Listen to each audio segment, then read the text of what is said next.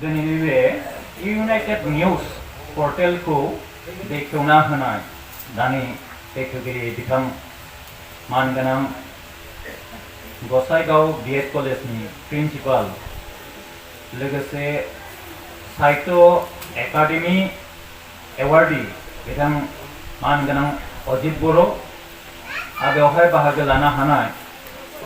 रिटायार्ड teacher सनाजुलि LP स्कुलनि मानगोनां मुकुन्द बसुमतारी सार आरो लोगोसे बेयाव नुजाफैनो हानाय ककिला ओनसोलनि BTP नि सेक्रेटारि बिथां अनिराम बसुमतारी आरो मानगोनां बे गामिनि गावबुरा सेक्रेटारि आरो लोगोसे बड'लेण्ड निउजनि मावथि बिथां कुमार बसुमतारी आरो लोगोसे दिनैनि बे इउनाइटेड निउजनि मावफारिया नोंथांमोन आरो लोगोसे बे ओनसोलनि रायजो राजा नोंथांमोन तो दिनैनि बे इउनाइटेड निउज बे निउज पर्टेलखौ दिनैनि दिनाव बेखेवनायाव आंबो बाहागो लानो मोननानै जोबोद गोजोननाय मोनदों आरो जोङो मिथिगौ मोनसे गणतन्त्र सरकाराव रादाब बिलाइनि गोनांथिया जोबोद गोहोम गोनां बेयो डेम'क्रेसिनि मोनसे फोर्थ पिलार होनना बुंदों बेखौ ब्रैथि स्तम्भ तो जायनि गेजेरजों जोङो जोंनि जेंना जेसेबां दं समस्या दं बेफोरखौ जोङो सरकारनि नोजोराव जों एक्सप'ज खालामनानै होनो हायो जों मिथिगौ जोंनि गहपुर हालामाव बर'फ्रा जोबोद खस्थ'नि गेजेरजों रायजो जाबोनाय आरो जोबोद बेकवार्ड आरो आइसोलेटेड बेकवार्ड जायगा हिसाबै जोंहा गोबां जेंना दं जाय जेंनाफोरखौ सरकारा नुस'ना तो बे सरकारनि नोजोराव जों खोलैनो थाखाय जोंनि गेजेराव बेफोरबायदि मोनसे निउज पर्टेल खुलिनो थाखाय बिथांमोनहा ओंखारबोदों बे जोबोद हामजाथावना खामानि बेखौ जों बयबो अनसायनांगौ आरो आसा खालामदों जोंनि सिं ओनसोलनि भितोरारि ओनसोलनि जेंनाफोरखौ समस्याफोरखौ जाहाथे बिथाङा सरकारनि नोजोराव एक्सप'ज खालामना होनो हायो बेनि थाखाय जोंनि खावलायनाय थाबाय आरो जोंनि समाजारिनि जि गिज्रा आखु बेफोरखौबो जाहाथे फोसाबलांनायाव बिथांमोनहा मदद होयो सोलोंथाइ आयदायाव दावगाहोनायफ्राव जाहाथे बिथांमोनहा मदद होयो बिनि थाखाय आंनिफ्राय गोरबोनिफ्राय खावलायनाय जाबाय आरो बे निउज पर्टेला जाहाथे गोलाव जिउ लावो एबा मोजाङै मोजां थांना थायो बिनि थाखाय आंनिफ्राय गोसो गोरबोनिफ्राय खावलायनाय जाबाय आरो दिनै बे खामानिखौ मावफुंनो थाखाय आखायाव लानाय बिथां मावफारिया लाखि बर' टारजान बसुमतारी आरो देरहासार बसुमतारी बिथांमोननिसिम आंनि साबायखर थांबाय बिथांमोना दिनैनिफ्राय सप्तासे सिगां आंनियाव थांदोंमोन माखासे परामर्श लाहैदों आं जोबोद थुलुंगा मोनदों आरो बिथांमोनखौबो आं इन्सपाइरेसन हरदों निजेनो जे जिहेतु जोंनि सा ओनसोलाव गहपुराव बर' एलेकायाव बेफोरबायदि निउज पर्टेल दाबो गैया खिन्थु जोङो नुनो मोनदों गुबुन गुबुन हारि माहारिफोरनि गेजेराव बेफोरबायदि निउज पर्टेला गोबां दंसै आरो बिथांमोना साक्सेसबो जादों बिथांमोना गावसिनि जिखुनु समस्या जाया माने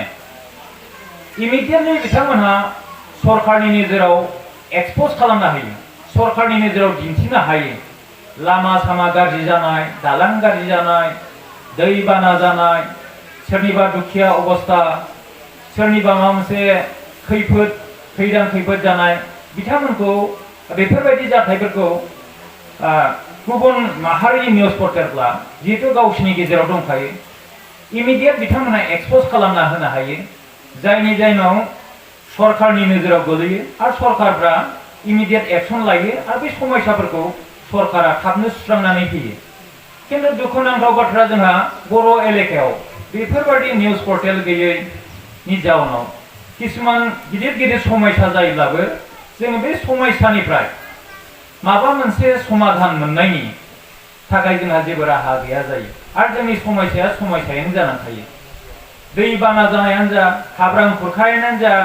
बेसेबांबा आबादफोर गाज्रियानो जा बे गाज्रिया गाज्रियैनो थायो सिङाव थाखोमायो जोंनि समस्याफ्रा आरो नोंथांमोनहा खोनानो मोनदों खोमा बावैसो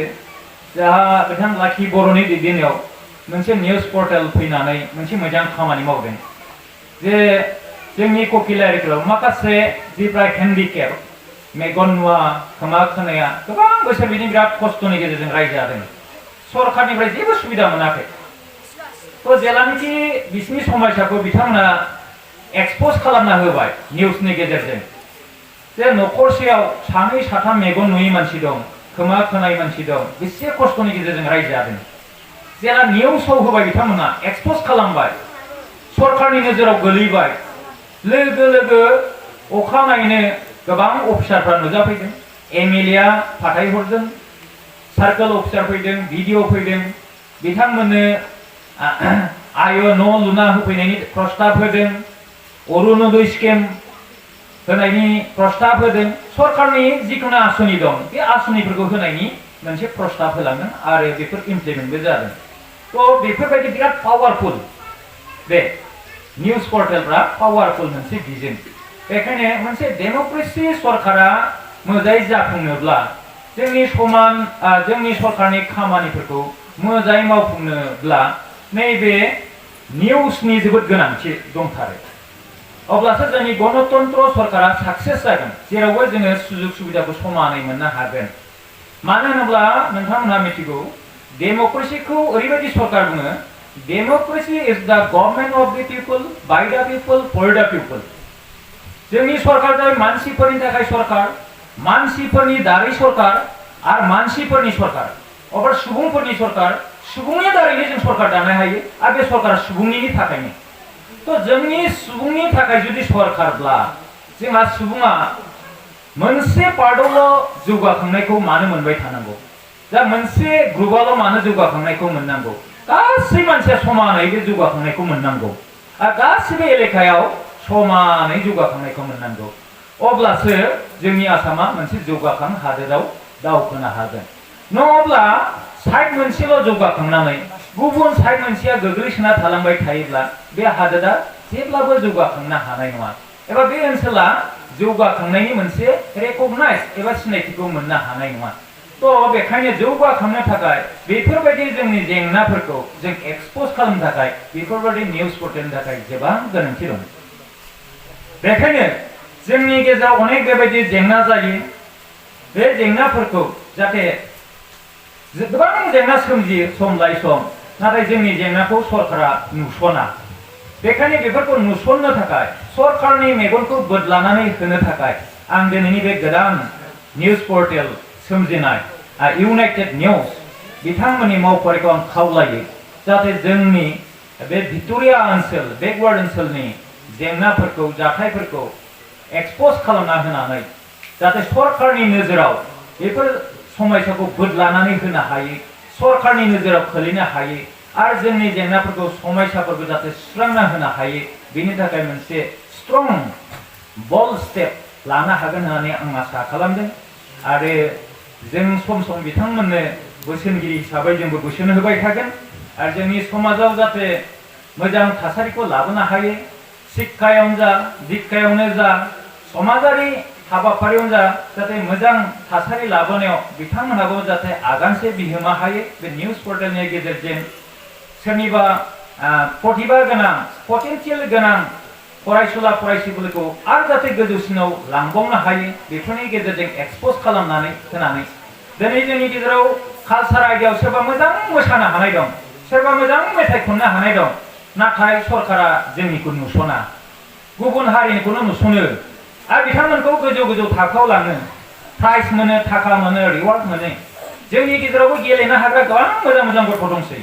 नाथाय जोंनि गेलेग्राफोरखौ नुस'ना सरकारा आरो जोंखौ सुबिदा होआ आरो लाङा मानो होनब्ला जोंनिखौ नुस'नहरा दा निउज पर्टेलफोरनि गेजेरजों बिथांमोनहा जुदि नुसन होनो हायोब्ला जोंनि जेसेबां खनग्रा मोसाग्रा गेलेग्रा गोबां गुबुन गुबुन बिथिङाव जायफ्रा मोनसे रोंगौथि दं बे रोंगौथिफोरखौ सरखारनि नोजोराव दिन्थिहोनानै जाहाथे जोंनि गथ'फ्राबो सुबिदा मोनहैयो गोजौआव बायदिसिना बान्था लाबोनो हायो आरो गोजौ नेशनेल लेभेलाव इन्टारनेशनेल लेभेलाव बा हाथाराबाबो स्टेट लेभेलाव जाहाथे सौहैहोनायाव जाहाथे बिहोमा एसे होनो हायो बेनि थाखाय आंनि खावलायनाय थाबाय आरो जोंनि बे मोनसे गोथार आरो गेदेर मोनसे बे निउज पर्टेलखौ खुलिनायाव दिनैनि खुलिगिरि बिथां साहित्य एकाडेमि एवार्डी अजित बर' बिथांनिसिमबो आंनि साबायखर बावनाय थाबाय आरो बिथां इउनाइटेड नेशननि मावफारि गासै बिथांनिसिम आंनि साबायखर थाबाय रायजो राजानो आंनि अननाय सिबिनायखौ आं बावहरबाय आरो लोगोसे आंनि सुंद' बिबुंथिखौ आं बेखौनो बुंनानै फोजोबनाय जाबाय गोजोन्थों।